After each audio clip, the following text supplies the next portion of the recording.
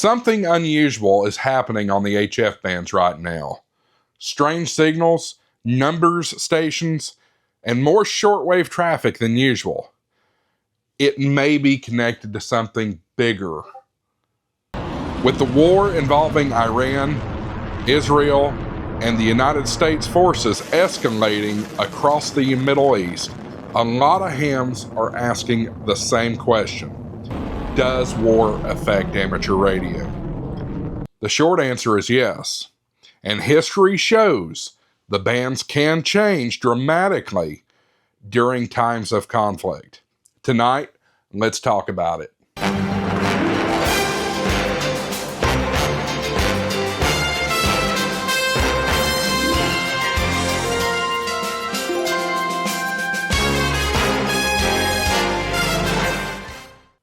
Hey there, welcome back to the channel. I'm your host, Josh AA4WX. Appreciate you tuning in to Ham Shack TV. Do me a favor, hit that like and subscribe button down below. That'll tell the YouTube algorithm that you like this video, and it'll make the algorithm put the video out to more like-minded amateur radio operators. So hit that like, hit that subscribe button too. You'll get more content from Ham Shack TV. Today we're talking about something that many operators are starting to notice across the HF spectrum. The growing conflict involving Iran and its neighbors, and how it could affect amateur radio worldwide. Right now, Iran has launched hundreds of missiles and drones across the region, targeting Israel and several Gulf states as part of this expanding conflict. Some of the attacks have also triggered NATO missile defense responses, including interceptions over Turkey's airspace. This isn't just a regional skirmish anymore. The concern among analysts is that the conflict could expand beyond the Middle East. Before we get any further, I do want to remind you that this video is sponsored by Gigaparts Rewards Plus. Folks, if you haven't checked out the Rewards Plus program, I encourage you to do that. It is an unbeatable deal, an absolutely unbeatable deal. You get 4 times rewards points on purchases. You get extended return periods. You get perpetual warranty benefits. That's huge in our hobby, guys. You don't want to invest a ton of money into a piece of equipment only to it just to go out of warranty and you be footing the bill for it. No. This helps out with that. Also, there's exclusive member perks. And right now, today, if you use my coupon code HamShackTV50, that's HamShackTV50 at checkout, you're going to get 50% off your first month of Gigaparts Rewards Plus. The link is down in the description. And if you're already buying ham gear, you might as well go ahead and earn the rewards while doing it.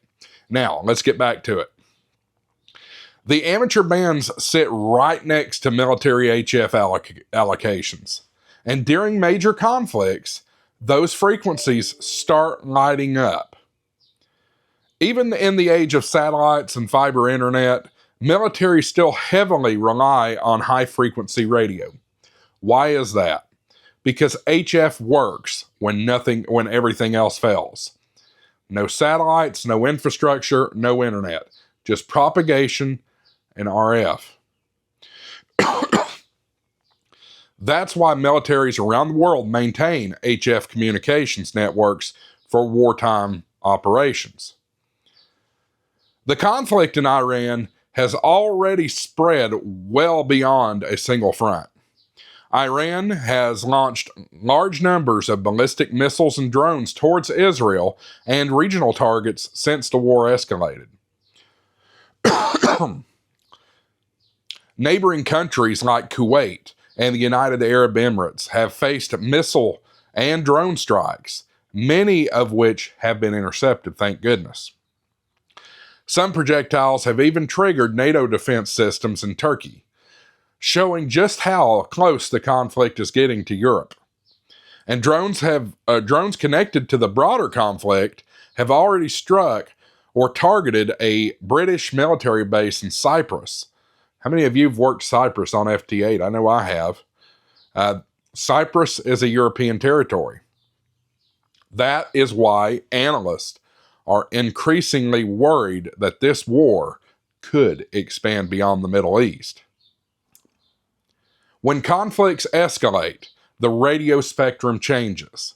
Hams and shortwave listeners often begin hearing things like number stations transmitting coded messages, military ALE scanning systems, encrypted digital burst transmissions, increased government shortwave broadcasting, and signals appearing just outside the amateur allocation.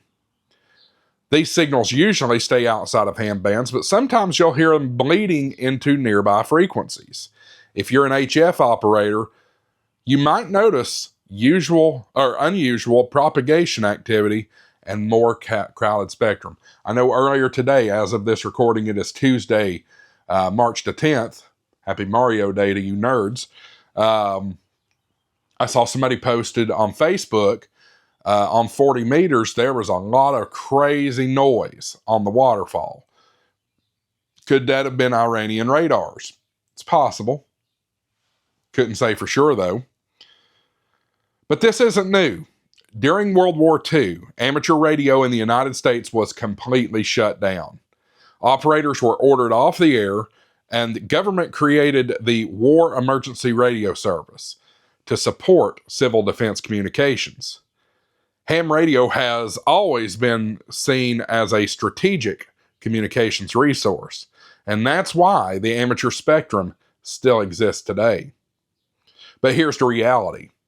Wars often disrupt modern communications infrastructure.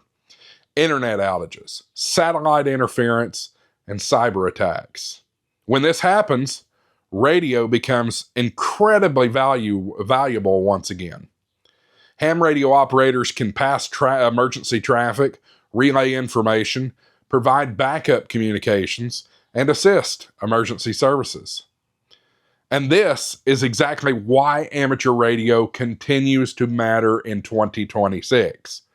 Because when everything else goes down, RF still works. So if you're hearing strange signals on HF or unusual activity across shortwave bands, don't be surprised. Periods of global conflict have always had an effect on radio. And the growing war involving Iran is a reminder that radio is still one of the most resilient communications technologies ever created. Again, guys, not to scare you, but to prepare you. Just know that things are going on. So anyway, I appreciate everything. I appreciate Gigaparts for sponsoring today's episode, guys. Go check out their website, gigaparts.com. You can shop on your socks in there if you're in the Huntsville, Alabama area. Excuse me, go check them out at their beautiful store there on University Avenue. And if you use coupon code HAMShackTV at checkout, you'll get double rewards points. But hey, why don't you skip that and get 4 times rewards points by getting Gigaparts Rewards Plus? Go check that out. Gigaparts Rewards Plus, HamShackTV 50 there gets you half off your first month at Gigaparts Plus. Guys, thank you so much for your support. Make sure you hit that like and subscribe button. We'll see you in the next video. 73 AA4WX WSEV 693.